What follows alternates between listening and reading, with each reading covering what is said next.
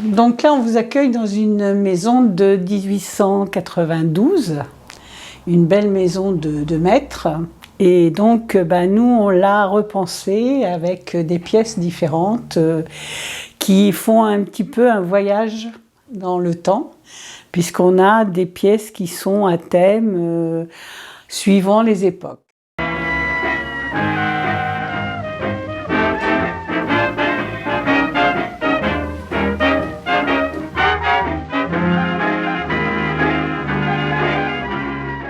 Alors ici, vous êtes dans une salle qui est plutôt 1900, avec quelques belles pièces de costumes, des costumes d'époque. Il y a quelques chapeaux des années 50, un piano, voilà. Vous avez aussi une série d'éventails publicitaires. Donc là, on est dans une pièce plutôt dirigée vers le costume et la mode. Je trouvais que les femmes à cette époque-là étaient très très élégantes et j'ai toujours aimé justement tous ces signes d'élégance comme l'ombrelle, comme la chaussure très habillée, comme le chapeau puisqu'on ne sortait jamais sans chapeau. Ça m'amuse de retrouver les éléments de costume comme par exemple le chapeau claque aussi. Qui est un vrai chapeau claque, puisqu'il il se ferme, voilà, hop.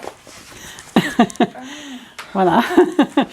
Plein de chapeaux aussi, alors ces chapeaux-là sont plus récents, puisque c'est des chapeaux plutôt des années 50. Alors on continue.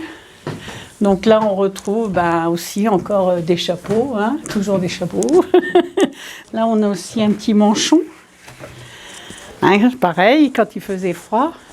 Les femmes portaient le manchon pour se protéger les mains. Une autre partie qui est plus dirigée vers l'enfance, la petite enfance, puisqu'on a quelques pièces d'assiettes chauffantes pour garder la nourriture des bébés. On a une photo d'un bébé, je pense que c'est les années 30. Et on voit qu'ils portent, on leur bandait les jambes. Alors pour quelle raison? Pour pas qu'ils se déforment, soi-disant, mais voilà. Et là, on a les bandes qu'on mettait autour des jambes des bébés, que j'ai retrouvé aussi sur une brocante une fois. J'ai trouvé ça amusant. On voit aussi le décalage entre les époques et c'est un voyage dans le temps.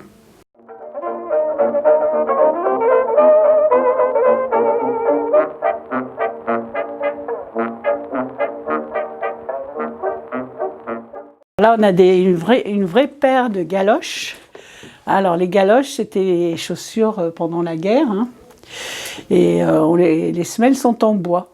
C'est une partie un peu plus qui traite un peu plus de la guerre. On est vraiment dans une pièce qui allie un peu la bande dessinée et puis le style années 60. On est en plein dans les années rock. Donc on retrouve tous les meubles d'époque, années 60, des objets années 60, comme les siphons, les ventilateurs. On a aussi des chauffages, des tourne-disques, des postes de radio et les fauteuils qui sont aussi d'époque.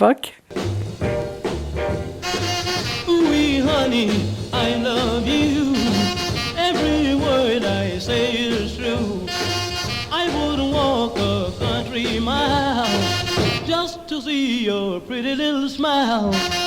Oui, baby. On a rêvé cette maison avec des ambiances, avec chaque pièce a son ambiance, chaque pièce a son style.